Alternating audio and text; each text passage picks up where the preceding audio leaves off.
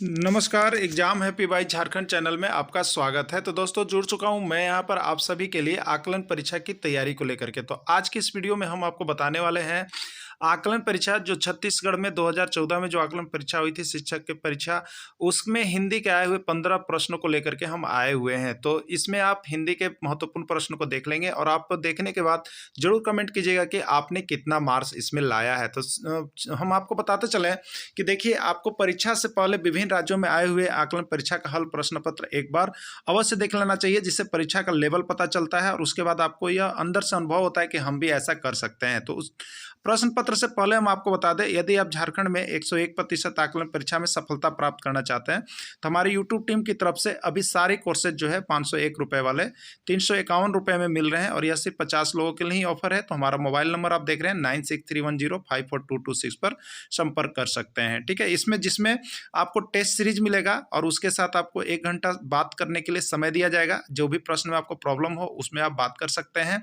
और उसके बाद सारा यहाँ पर जैक मॉडल पाठ्यक्रम पर आधारित सारा नोट्स बना हुआ है। आपके टेक्स्ट बुक पर आधारित चैप्टर वाइज नोट्स बन गया है। आपको वो सारा चीजें मिल जाएगी और आपको लाइफ टाइम क्लासेज भी मिलेगी। लेकिन अब यदि आपको केवल नोट्स चाहिए, हम बताते चले, यदि आपको केवल नोट्स ही चाहिए तो आप 30 रुपये प्रत्येक सब्जेक्ट का नोट्स खरीद सकते हैं। यानी रीजनिंग का नोट्स आपको 30 रुपये मिल जाएगा, हिंदी का नोट्स 30 रुपये मिल जाएगा, विज्ञान का 30 रुपये, सामाजिक विज्ञान का 30 रुपये करके प्रत्येक सब्जेक्ट आपको यहाँ पर मिल रहे हैं। तो आप यहाँ से नोट्स भी परचेज कर सकते हैं जो कि आपका टेक्स्ट बुक पर बना हुआ है और आपको यहाँ पर चैप्टर वाइज बना हुआ है। जैसा कि जैक का कहना है, जैक के आधार पर ही यह प्रश्न पत्र बना है और यहीं से सारे प्रश्न आपके छपने की गारंटी भी दी गई है। तो आप सभी जरूर जुड़ जाएंगे। तो चलिए चलते हैं, देखते हैं कि यहाँ पर जो है क्या कुछ प्रश्न आया हुआ था छत्तीसगढ़ आकलन परीक्षा में 2014 में। अगर इसके पहले कि आपने 2016-2015 का नहीं देखा है तो आप जरूर देख लेंगे और नहीं तो हिंदी का नोट्स आप 30 रुपये में सारे इंपॉर्टेंट क्वेश्चन का परचेज कर सकते हैं हमारे यहाँ से। तो चलिए चलते हैं छत्तीसगढ़ आकलन परीक्षा 2014 के हल प्रश्न पत्र की ओर। ये छत्तीसगढ़ आकलन परीक्षा 2014 के हल प्रश्न पत्र को लेकर के आ चुके हैं। तो देख लीजिएगा परीक्षा का लेवल कि किस प्रकार का आकलन में सभी राज्यों में पूछा जा रहा है। तो आप सभी यदि कोई इसमें से कोई नए हैं तो आपको बता दें, यहाँ पर आकलन परीक्षा का सारा हल प्रश्न पत्र आपको एनसीईआरटी नोट्स का पीडीएफ वीडियो और साथ में साथ यहाँ पर टेस्ट सीरीज भी चलाया जा रहा है, इसलिए आप सभी जुड़ जाएंगे और यहाँ पर जरूर तैयारी कर लेंगे। तो चलिए देखते हैं 2014 में किस प्रकार का प्रश्न यहाँ छत्तीसगढ़ में आया हुआ था। तो आपके झारखंड में भी इसी प्रकार के प्रश्न आने की पूरी संभावना बनती है, तो आप सभी जरूर तैयारी करेंगे यहाँ पे। तो पहला प्रश्न है, उर्दू की लिपि है, पूछा जा रहा है कि उर्दू की लिपि कौन सी है, देवनागरी है, रोमन है, गुरुमुखी है या फारसी है। तो देखिए उर्दू की लिपि जो है यहाँ पर कौन सी होती है, तो उर्दू की लिपि फारसी होती है। तो लिपि से एक प्रश्न आता है मेरे प्यारे शिक्षक बंधु, तो लिपि आप लोग एक बार अवश्य देख लीजिएगा और लिपि का सारा प्रश्न और पीडीएफ नोट्स देखना है तो आपको बना हुआ है। सिर्फ 30 रुपए में आप हिंदी का नोट्स यहाँ से हमारे यहाँ से परचेज करके पढ़ सकते हैं, जिसमें सारे इंपॉर्टेंट क्वेश्चन का नोट्स के साथ साथ आपको यहाँ पर विभिन्न राज्यों के आकलन परीक्षा का प्रश्न पत्र भी बना हुआ है। तो यहाँ से एक भी प्रश्न आपका हिंदी में छूटने वाला नहीं है। तो आप जरूर, आपको देखने के बाद वीडियो जरूर यहाँ से नोट्स परचेज करना नहीं भूलेंगे। शायद पिताजी टहलकर आ चुके थे, यह किस काल का उदाहरण है, पूर्ण भूतकाल, सामान्य भूतकाल, संदिग्ध भूतकाल या अपूर्ण भूतकाल। शायद पिताजी टहलकर आ चुके थे। ठीक है, तो देखिए यहाँ पर क्या कहा जा रहा है, आप जब इसको देखेंगे, आ चुके थे, सबसे पहले समझिए चुके थे, जिसमें था थे थी लग गया तो वो होता किसका है, वो हो जाता है आपका भूतकाल। क्या हो जाता है, सबसे पहले भूतकाल। तो ये हमें पता चल गया कि भूतकाल का है। अब शायद पिताजी टहलकर आ चुके थे, शायद मतलब कहने का मतलब है कि आप कंफर्म नहीं है। शायद, शायद मतलब होता है, देखिए यहाँ पर आप संदिग्ध हैं, मतलब संदेह के घेरे में आप बात बोल रहे हैं। ठीक है, तो ये भूतकाल होगा, लेकिन कौन सा होगा, संदिग्ध होगा। आपको संदिग्ध है, पूरा क्लियर आप नहीं है। तो जिसमें संदिग्ध लगे, जिसमें संदेह लगे, उसको आप संदिग्ध भूतकाल में रखेंगे। तो इसका राइट आंसर सी होगा, संदिग्ध भूतकाल होगा। अगला प्रश्न है आपका, गुच्छा किस प्रकार की संज्ञा है, जातिवाचक संज्ञा, समूहवाचक संज्ञा, भाववाचक संज्ञा या द्रव्यवाचक संज्ञा। देखिए कितने अच्छे प्रश्न आते हैं। तो गुच्छा, देखिए गुच्छा जब भी होता है तो क्या होता है, आप अंगूर का गुच्छा देख लीजिए, केला का देख लीजिए, गुच्छा जो भी होते हैं, चाबी का गुच्छा हो गया, ये सभी 2 से अधिक होते तभी गुच्छा बनता है। ठीक है, तो जो 2 या 2 से अधिक कहीं भी हो तो उसको हम लोग समूह कहते हैं और समूहवाचक संज्ञा के अंतर्गत चला जाएगा। राइट आंसर इसका बी हो जाएगा।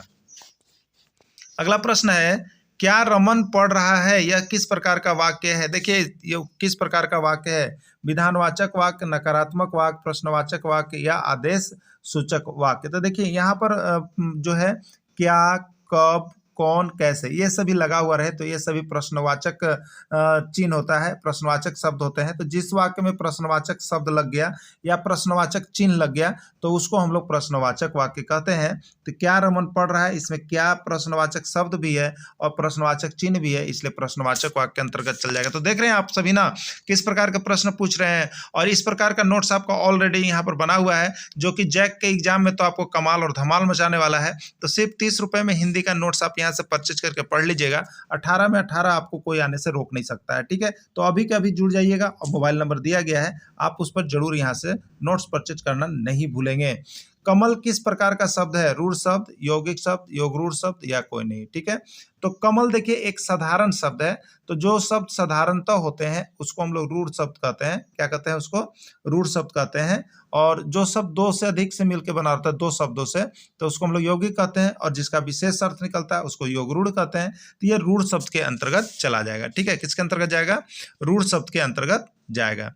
त्रिफला में कौन सा समास है, आपको बताना है कि त्रिफला में कौन सा समास है, तत्पुरुष समास, द्विगु समास, द्वंद्व समास या बहुब्रीहि समास। त्रिफला में कौन सा समास है आपको बतलाना है, ठीक है।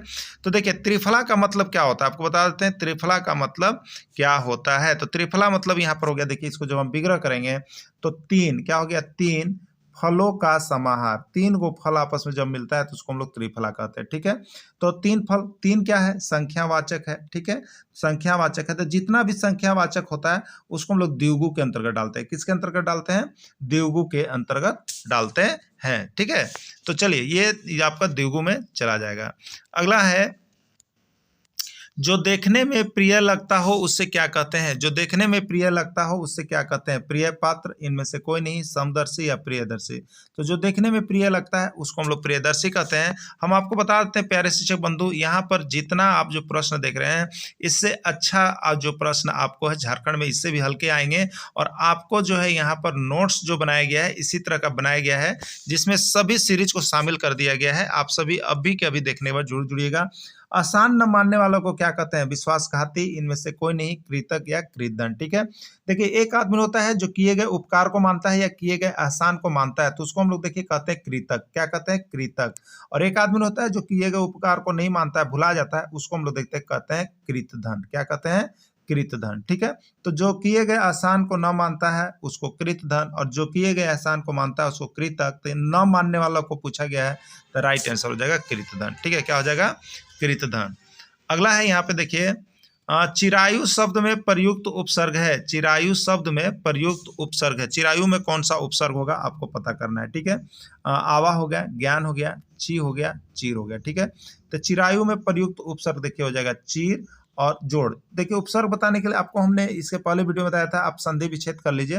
तो चीर जोड़ आयु हो गया, ये प्लस आपका बॉडी है, इधर वाला जो पहले लगा वो उपसर्ग है, और जो इसके बाद में है वो प्रत्यय है। तो पहले लगा है चीर, इसलिए चीर क्या हो जाएगा आपका उपसर्ग हो जाएगा, ठीक है। चलिए अगला देखिएगा यहाँ पर इत्यादि का सही संधि विच्छेद है। इत्यादि का सही संधि विच्छेद क्या है, इत जोड़ आदि, इत जोड़ यादि, इति जोड़ यादि या इति जोड़ आदि, कौन सा है, ठीक है।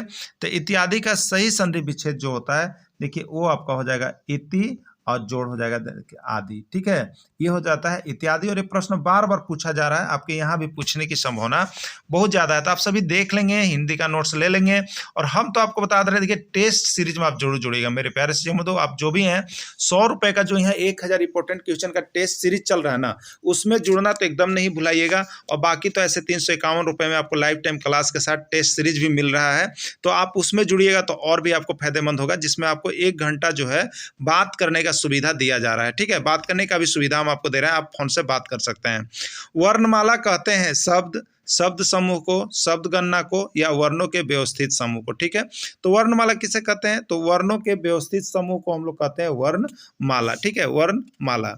अगला है प्रश्न यहाँ पे, उलट फेर होना का अर्थ क्या है, हिंसा होना, करवट लेना, अपेक्षा के विरुद्ध काम करना या परिवर्तन होना। तो उलट फेर होने का जो अर्थ है वो आपका यहाँ पर देखिए हो जाएगा परिवर्तन होना। उलट फेर होना मतलब क्या हो जाएगा, परिवर्तन होना।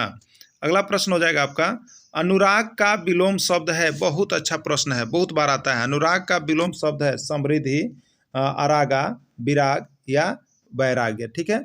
तो अनुराग का क्या होगा विलोम शब्द, विराग होगा। देखिए आपको विलोम शब्द, विपरीतार्थक शब्द, समास, संधि, उपसर्ग, प्रत्यय ऐसा नोट्स बनाए हैं ना कि देखिएगा एक बार ना तो वहीं से प्रश्न छपे करेगा और उसका सारा नोट्स और वीडियो आप देख लीजिएगा हिंदी के ना, तो 18 में 18 तो हम बताते हैं आपको, कोई भुलाएगा ही नहीं भुलाएगा। बस अभी के अभी मोबाइल नंबर जो देख रहे हैं ना उस पर जरूर कॉल कीजिए और ज़रूर नोट्स लेके पढ़िए, क्योंकि आपको जो झारखंड में एग्जाम हो रहा है ना वो आपको यहाँ पर जो है जैक मॉडल पर आपका आधारित है, और जैक मॉडल जो है जैक का किताब से बना हुआ नोट्स, सारा नोट्स बन गया है सभी सब्जेक्ट का, आप ले सकते हैं।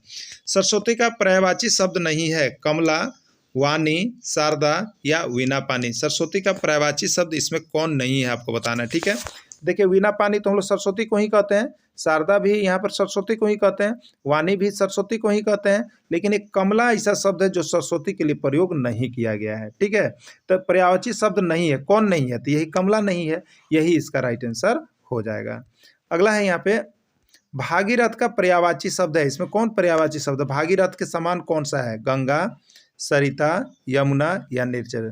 तो भागीरथ को हम लोग क्या कहते हैं, गंगा भी कहते हैं, सरिता तो नहीं कहते हैं, यमुना भी नहीं कहते हैं, निर्झरनी भी नहीं कहते हैं, तो भागीरथ का पर्यायवाची शब्द यहाँ पर गंगा होगा। तो मेरे प्यारे शिक्षक बंधु, आप सभी को यहाँ पर कितना सही बनाए आप अब हमको कमेंट करके बताइएगा कि कितना सही हुआ। इसी तरह के प्रश्न आपके आने जा रहे हैं, आप सभी तैयारी कर लीजिएगा। तैयारी नहीं कर पा रहे हैं, जैसे आरटी टेक्स्ट बुक का नोट्स नहीं आप बना पाए हैं, तो आप यहाँ से सारा नोट्स परचेज कर लीजिएगा और साथ साथ क्लास में भी जुड़िए और टेस्ट सीरीज में भी जुड़िए, जिससे कि आपका जो अभी समय बचा हुआ है उसमें आप चार चांद लगा सकें। वीडियो को अंत तक जुड़े रहें, इसके लिए आप सभी को बहुत बहुत धन्यवाद।